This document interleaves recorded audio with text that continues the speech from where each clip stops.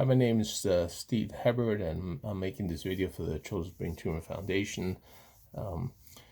I also am going to show you some pictures of my son Peter, who is a brain tumor survivor and was engaged in activities that were sponsored by the Children's Brain Tumor Foundation for many years. And so I have some pictures of him engaged in some of these activities, and but the narrative I have won't necessarily coincide with the pictures, but I just wanted to give you some visual impact on this as well. So here we go. So who are the members of the CBTF family? Well, it starts with the children and young adults who are brain tumor survivors, and by extension, their families.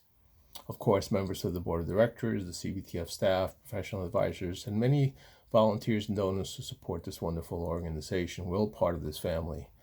I first came to know about CBTF some 17 years ago. My son Peter, then 6 years old, had undergone surgery to try to remove a tumor the size of a large peach from his brain. It was a whirlwind of a time for him and our family. Peter had post-surgical complications, and what we had anticipated to be a 1 or 2 week stay in the hospital ended up being 3.5 months. The last 2.5 in an inpatient rehab hospital. Once the complications set in, I had approached the hospital social worker looking for guidance in navigating what felt to be one terrible storm after another. She addressed some of my concerns and also gave me what came to be an invaluable resource throughout our odyssey with this dreaded disease.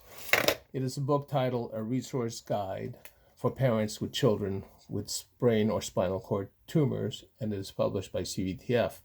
And they have an issue in Spanish, and because Peter used to like to say that he's quarter Colombian, he was asked if he would like to be on the cover of the book, and of course he was very excited to be on it. So after Peter finally came home from his prolonged hospitalization, I sent CBTF a contribution to express my gratitude for gathering this valuable information and make it available just when I needed it most.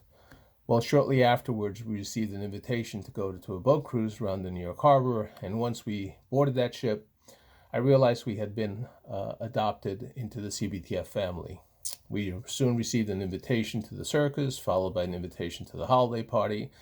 Then there was horseback riding at the Essex Equestrian Center, the 1-week family summer camp at Happiness is Camping, an 8-session photography class for survivors led by a couple of professional photographers, a dinner for parents of survivors, talent and comedy night at the New York Friars Club, the fundraising walks, the teen holiday event at Dave & Buster's, the Just Us Father and Survivor extended weekend at Happiness is Camping, and Peter's favorite, the 1-week summer teen heads-up conference at Camp Make a Dream in Montana. This last one gave Peter and his peer survivors the opportunity to be away from the constant watchful eye of their parents and bond together in a beautiful setting. Peter raved about the Teens Heads Up conference he attended, and he hoped that he could become a mentor in that conference as a young adult. CBTF gave him the opportunity to dream of bigger things. However, Peter wasn't able to fulfill that dream. On January 2nd of 2015, 5 months short of his 18th birthday, Peter left this earth to be with God. Throughout his 11-year battle with this horrible disease, he endured 10 surgeries, including 6 craniotomies, 60 MRIs, numerous CAT scans, 3 chemo treatments, 5 ambulance rides, and many, many doctor visits. But thanks to CBTF, he learned that he wasn't alone in his struggle, that there were other children like him who had similar challenges, unique to brain tumor survivors, that their friends and school peers weren't really able to identify with. From the bottom of our hearts, my family and I, we extend our gratitude to Stacia Wagner and Lionel Leventhal and the other members of the CBTF Board of Directors, the staff members, the professional advisors, and many volunteers and donors to support this wonderful organization.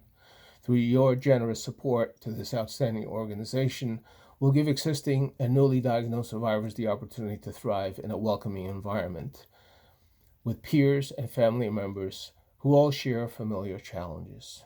And so I ask you now, please, if you will, contribute to the Children's Brain Tumor Foundation and for all the programs that they offer these survivors. Peter certainly loved CBTF. And so thank you very much.